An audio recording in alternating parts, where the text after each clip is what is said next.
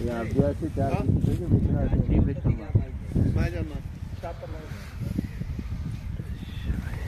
एक तो कई साल तक कंजर दिए विच और बड़े पैर हैं हां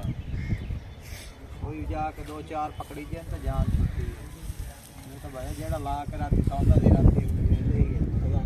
हां बटुआं भी देखना एक तो सारे पैसे सीगे पैसे उठ के डंगर कटन गए तो पिछों आए थे सफाई